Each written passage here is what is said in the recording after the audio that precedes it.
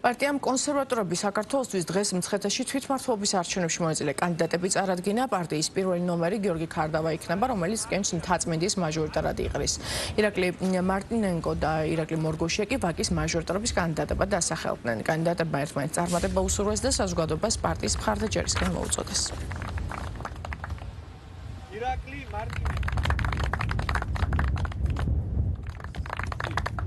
როდესაც ჩვენ წარდგენას ვაკეთებთ კანდიდატების, ყოველთვის აქცენტი არის კონკრეტული მუნიციპალიტეტების პრობლემაზე.